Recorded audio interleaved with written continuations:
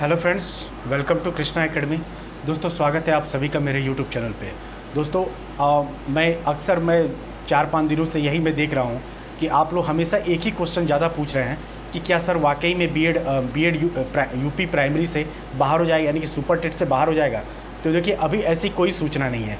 अभी जो आप जजमेंट जो सुन रहे हैं हाई कोर्ट का, वो हाई कोर्ट ने बस ये बोला है कि जो इस बार का यूपी टेट हुआ है, जितने भी बच्चे बीएड पास हैं और इस बार का यूपी टेट दिया है, उन पे वो रोक लगा दिया है, मतलब उनके रिजल्ट पे रोक लगाया गया है। अभी ऐसे कोई सरकार ने घोषणा नहीं की, यूपी हाई कोर्ट ने, कि मतलब कि इलाहाबाद हाई कोर्ट ने, कि ये कोई घोषणा नहीं किया है कि सुपर टेट से बीएड बाहर हो जाएगा। चीज़ों को समझिए, क्या है कि ये पहले से ही केस में था, पहले से ही इस पे केस चल रहा था बीएड को प्राइमरी से बाहर करने के लिए, क्योंकि डीएलएड वालों का ये तर्क था कि डीएलएड वाले बस प्राइमरी में ही एलिजिबल हैं, वो टीजीटी पीजीटी नहीं दे सकते हैं। बीएड वाले तो टीजीटी पीजीटी दोनों दे सकते हैं, मतलब टीजीटी एलटी ग्रेड भी दे सकते हैं, तो उनको प्राइमरी में एलिजिबल ना किया जाए। और पहले भी यही नियम था कि बीएड प्राइमरी में एलिजिबल नहीं था, लेकिन एनसीटीई नामक एक संस्था है जो ये निर्णय लेती है कि कौन से लोग प्राइमरी में एलिजिबल होंगे, कौन से लोग नहीं होंगे। तो उसने जून 2018 में एक गाइडलाइन निकाला और उसने ये घोषणा कर दी कि भाई अब जो बीएड अभ्यर्थी हैं वो भी प्राइमरी का एग्ज़ाम दे सकते हैं। तो उसके बाद से 69,000 की वैकेंसी हुई, उसमें बीएड वालों को एलिजिबल कर दिया गया और बीएड वाले बेचारे एग्ज़ाम देके और वो अपना सिलेक्शन भी ले लिए, ठीक है, मतलब उनको सिलेक्शन मिल गया। लेकिन अभी जो फ़िलहाल जो प्रतीक मिश्रा वर्सेस उत्तर प्रदेश सरकार का जो केस चल रहा है, उसमें ये निर्णय हुआ है कि इस बार का जिन्होंने यूपी टेट का एग्ज़ाम दिया है उनका रिजल्ट रोक दिया गया है, ठीक है। तो चीज़ों को समझिए, इसका असर क्या पड़ेगा, या इसका असर क्या पड़ेगा, क्या सच में बीएड सुपर टेट से बाहर हो जाएगा। तो देखिए, उम्मीद तो बहुत कम है, लेकिन ये जो निर्णय आया है ये बीएड के लिए सही निर्णय नहीं है, मतलब एक तरीके से देखा जाए। लेकिन इसके पहले भी तो कुछ लोग बीएड पास करके यूपी टेट का एग्ज़ाम देके यूपी टेट ऑलरेडी पास है, तो क्या उनको भी नहीं बैठने दिया जाएगा? क्योंकि यूपी हाई कोर्ट ने तो सिर्फ इस बार के यूपी टेट पे रिजल्ट के पर रोक लगाया है, लेकिन इसके पहले भी कुछ लोग ऐसे लोग होंगे जो ऑलरेडी यूपी टेट पास होंगे, जैसे 2020 में पास होंगे। तो क्या उन लोगों के लिए भी वो लोग भी, अगर मान लीजिए अभी सुपर टेट की वैकेंसी है, तो क्या वो लोग भी एलिजिबल होंगे? तो देखिए, वो लोग भी एलिजिबल नहीं होंगे। यानी कि जब तक ये मामला कोर्ट में है तब तक ना ही आपकी कोई वैकेंसी आएगी, मतलब सुपर टेट की, और ना ही कुछ ऐसा होगा, ठीक है। क्योंकि जब तक, या अभी तो 14 जुलाई को इस पर निर्णय है, हाई कोर्ट ने कहा है कि आप एनसीटीयू को उसने आदेश दिया है कि आप इस पर कोई निर्णय दीजिए, मतलब उसने बोला है कि आप कोई इस पर जजमेंट दीजिए। और पीएनपी को भी उसने बोला था, पीएनपी ने तो बोला है कि भाई हमने तो एनसीटीई का गाइडलाइन मान के और 69,000 में ऑलरेडी बीएड वालों को एलिजिबल कर दिया है, तो वो अपना पाला पूरी तरीके से एनसीटीई पे डाल दिया है। अब एनसीटीई और यूपी गवर्नमेंट डिसाइड करेगी कि क्या बीएड यूपी प्राइमरी में, यानी कि सुपर टेट में एलिजिबल होगा कि नहीं। लेकिन देखिए, बात ये है ना कि अब हम क्या कर सकते हैं, जो लोग भी बीएड किए हुए हैं वो क्या कर सकते हैं। तो देखिए, बिल्कुल एकदम से पढ़ाई अपनी बंद मत कर दीजिए। ये नहीं कि अब कोर्ट के निर्णय के भरोसे बैठ के आप बिल्कुल अपनी पढ़ाई बंद करिए। हाँ, आप ये कर सकते हैं कि आप अपने पढ़ाई का 60% टाइम आप टीजीटी पे दीजिए, एलटी ग्रेड पे दीजिए, क्योंकि बहुत बड़ी वैकेंसी टीजीटी और एलटी ग्रेड की आने वाली है, ठीक है।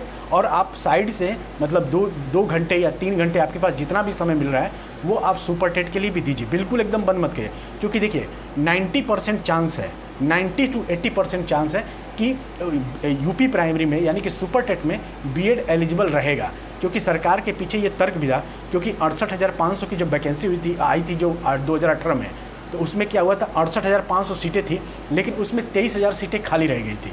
तो सरकार ने इसी बात को कोड करके उसने बीएड को एलिजिबल किया था सुपर टेट में, कि हम बीटीसी वाले हम इसलिए एलिजिबल कर रहे हैं बीएड को भी प्राइमरी में, क्योंकि सीटें खाली रह जाती हैं और हम जो सीटें निकालते हैं वो खाली रह जाती हैं, इसलिए हमको पर्याप्त मात्रा में टीचर नहीं मिल पा रहे हैं, योग्य टीचर नहीं मिल पा रहे हैं, हमें ज़्यादा से ज़्यादा योग्य टीचर चाहिए, इसलिए बीएड को एलिजिबल कर दिया गया था यूपी प्राइमरी में, ठीक है। तो इसलिए कि आधार मजबूत है यूपी में बीएड का, तो इसलिए आप बिल्कुल भी परेशान मत होइए। बीएड संभवतः 90% चांस है कि भाई बीएड एलिजिबल रहेगा सुपर टेट में। इसलिए मैं कह रहा हूँ कि अपनी पढ़ाई को बंद नहीं करना है। आप लोग बार बार क्वेश्चन पूछे, देखिए इस वीडियो से ना, देखिए आप हम लोग क्या करते हैं ना, बीटीसी वाले बीएड से लड़ते हैं, बीएड वाले बीटीसी से लड़ते हैं, एनआईएस वाला का अलग अलग लफड़ा चल रहा है। और इसी कमजोरी का फ़ायदा आपस में जो आप लोग लड़ते हैं ना, इसी का फ़ायदा सरकारें उठाती हैं।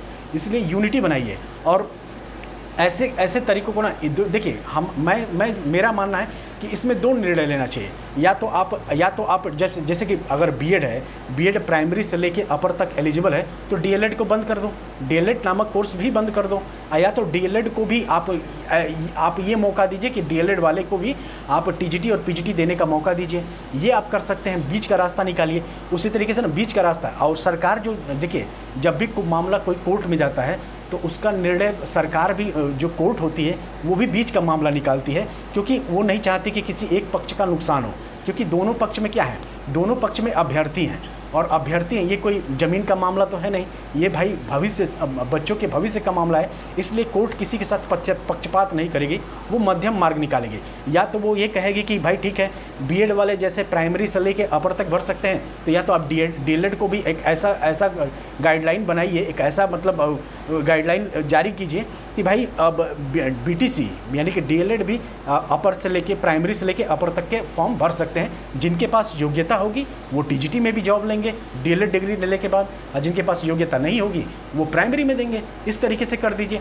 या तो डीएलएड को बंद कर दीजिए, बस बीएड का ही कोर्स कंटिन्यू करिए कि बस एक ही डिप्लोमा डिग्री हम देंगे और वो है बीएड को ही जारी रखिए। बीटीसी को बंद करा दीजिए कि नहीं, बीटीसी अब नहीं चलेगा, बस बीएड ही मान्य रहेगा।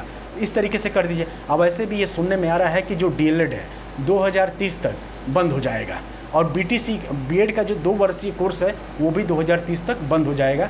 तो आप लोग पास ये सुनहरा मौका है कि जो भी वैकेंसी आएगी इस बार प्राइमरी की, चाहे वो आप में से कोई अगर बीएड किया हो, वो चाहे आप में से कोई डीएलएड किया हो, तो इसमें से जी जान लगा कि इस वैकेंसी में अपनी एक सीट पक्की कर लीजिए। क्योंकि इसके बाद जो प्राइमरी की वैकेंसी आएगी वो संविदा पे आएगी कि क्या आएगी, कि नहीं आएगी, कि प्राइवेट होगा, ये कोई नहीं जानता।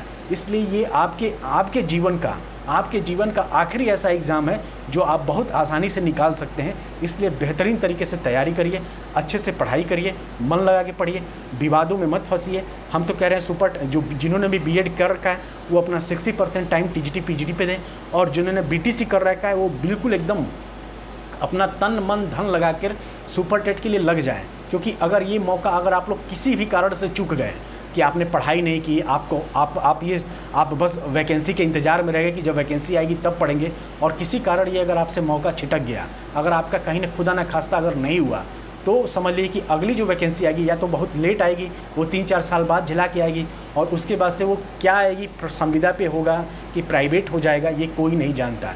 इसलिए अभी से मेहनत करिए और अच्छे से इस बार सिलेक्शन ले लीजिए, क्योंकि दिनों दिन कंपटीशन बढ़ता जा रहा है। इसी बार देख लीजिए कि इस बार नंबर ऑफ़ सीट कम रहेगा और नंबर ऑफ़ कैंडिडेट जाते हैं। मतलब इस बार 12 से 13 लाख लड़के सुपर टेट एग्ज़ाम में बैठेंगे अगर बीएड को भी एलिजिबल कर दिया गया तो, ठीक है। तो इसलिए आप लोग के पास बहुत कठिन राह है और ये बहुत ही चैलेंजिंग नौकरी है। मतलब इस बार का जो वैकेंसी वो बहुत ही चैलेंजिंग है। देख ही रहे हैं पेज पे पेज फंसता जा रहा है। अभी आ गया, मतलब मान लीजिए कि अब केस हो गया, अभी अब जो केस का फाइनल डिसीजन नहीं आया तब तक सरकार वैकेंसी भी नहीं निकालेगी। यानी 13 जुलाई को निर्णय आएगा। अब देखिए 13 जुलाई के बाद क्या होता है। तो जो वैकेंसी आपकी अगस्त में आने वाली थी, जो अगस्त और सितंबर में आप सुन रहे थे कि वैकेंसी आने वाली है, अब इस केस की वजह से ये थोड़ा सा डिले हो जाएगा। हो सकता है अक्टूबर नवंबर तक आए, तो कोई बात नहीं, आपके पास समय है। और इस मौके को, इस समय को यूज करिए, मिसयूज मत करिए। कि इस समय को ये नहीं कि बस आप वैकेंसी के इंतज़ार में और आपस में लड़ते हुए कि बड़ी बीटीसी की हैं तो आप बहुत खुश हो जाएं अचानक से, कह रहे चलो बढ़िया है बीएड बाहर हो गया। अब बीएड वालों को भी बहुत निराश नहीं होना है, क्योंकि आपके पास टीजीटी एलटी ग्रेड का मौका है, उस पर को दीजिए। आप लोग क्यों एकदम अपना उम्मीद खो बैठते हैं। मानते हैं कि टीजीटी टफ है, पीजीटी टफ है, लेकिन आपने बीएड तो सिर्फ प्राइमरी के लिए तो नहीं किया होगा ना। ये भी एक सच्चाई है कि आप सिर्फ प्राइमरी की वजह से ही, प्राइमरी की जॉब के लिए ही बीएड किए थे। तब तो भैया आपको डीएलएड करना चाहिए था, तब आप 100% श्योर रहते हैं। तो हमें लगता है कि जितने भी लोग बीएड करते हैं वो कभी भी प्राइमरी को ध्यान में नहीं रखते। प्राइमरी एक अलग बात है कि भाई प्राइमरी में हम एलिजिबल हैं तो फॉर्म भर देते हैं, लेकिन वो टीजीटी और एलटी ग्रेड को ध्यान में ही बीएड वाले फॉर्म भरते हैं, बीएड का फॉर्म आप डालते हैं। तो आप अगर आप बिल्कुल अगर आप प्राइमरी पे ही डिपेंड हो गए और आप निराश हो जाएं, कह रहे सर मेरा क्या होगा, बी इतने सालों से मैंने तैयारी किया, अरे भैया तो LT है, TGT है, आप उसको दो ना। दुनिया में कौन सा ऐसा एग्ज़ाम है जो जो जो कठिन नहीं है।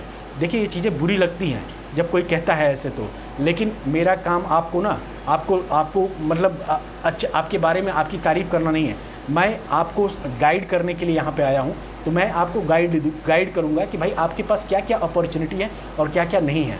इसलिए आप लोग बिना किसी टेंशन के आप लोग अपनी तैयारी जारी रखिए।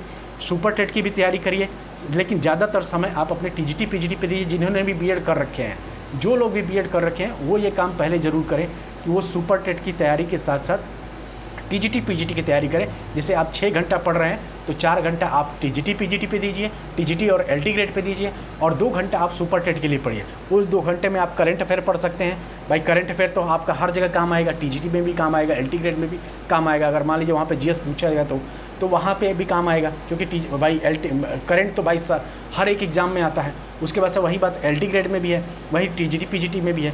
तो इसलिए आप लोग अपनी तैयारी करते रहिए बिना एकदम आराम से मस्ती से। बिल्कुल अपनी को मामला अभी कोर्ट में है और ये अभी सुप्रीम कोर्ट में जाएगा। सुप्रीम कोर्ट का निर्णय ही आखिरी होगा, जो कि सुप्रीम कोर्ट अगस्त में देगा।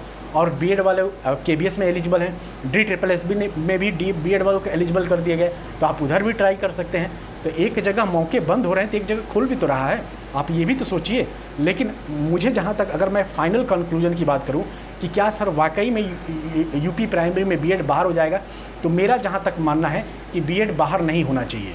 क्योंकि इसके पीछे कारण ये है ना कि बहुत अच्छा तर्क है सरकार के पास और NCTE के पास कि हमारे पास सीटें नहीं भरती थी, इस वजह से हमने B.Ed को भी एलिजिबल किया है। और ये आधार बहुत मजबूत है। अगर सरकार इस पर अच्छे से वो काम की, अगर अच्छे से अपना बात रख पाई कोर्ट के सामने, तो B.Ed एलिजिबल रहेगा।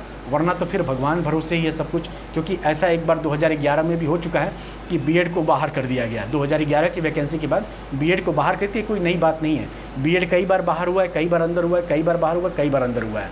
ठीक है, तो आप लोग बिल्कुल परेशान मत, पढ़ाई करते रहिए, मस्त रहिए, खुश रहिए। चाहे कोई भी विपत्ति आए, आपको हमेशा अपनी तैयारी पे ध्यान देना है, क्योंकि बहुत सारे मौके हैं लाइफ में। एक रास्ता बंद होता है तो दूसरा रास्ता अपने आप खुलता है। ठीक है, तो इसी के साथ उम्मीद करता हूँ आप लोग अब थोड़ा सा रिलैक्स हो जाइए, क्योंकि यूपी प्राइमरी में B.Ed का 80% 90% चांस है कि वो बाहर नहीं होगा। अगर वो हो जाता है तो फिर आप क्या ही कर सकते हैं उसके लिए, लेकिन आप हर परिस्थिति के लिए तैयार रहिए। इसलिए मैं कह रहा हूँ कि आप TGT और LT ग्रेड पे भी अपना ध्यान दीजिए बिल्कुल भी, और सुपर टेट की पढ़ाई बिल्कुल एकदम बंद मत कर दीजिए, ये भी मैं कह रहा हूँ। क्योंकि अगर मान लीजिए कि 2 महीने के निर्णय के बाद 2 महीने बाद ये निर्णय हो गया कि नहीं B.Ed एलिजिबल है और आप बिल्कुल अपनी तैयारी बंद कर देंगे, तो फिर आपका कहानी ख़त्म हो जाएगा। ठीक है, तो बिल्कुल मतलब आपको मध्यम मार्ग लेके चलना है कि आपको TGT की TGT और LT ग्रेड की भी तैयारी करना है और साथ में सुपर टेट की भी तैयारी करते रहना है। ठीक है, थोड़ा सा समय अपना कम कर दीजिए, जैसे 2 घंटे ही पढ़िए, 3 घंटे ही पढ़िए सुपर टेट के लिए, लेकिन अपनी पढ़ाई जारी रखिए, बिल्कुल से एकदम मत छोड़ दीजिए। ठीक है, तो चलिए आप लोग अब समझ गए होंगे, तो मिलते हैं अगले वीडियो में। तब तक के लिए आप सभी का धन्यवाद।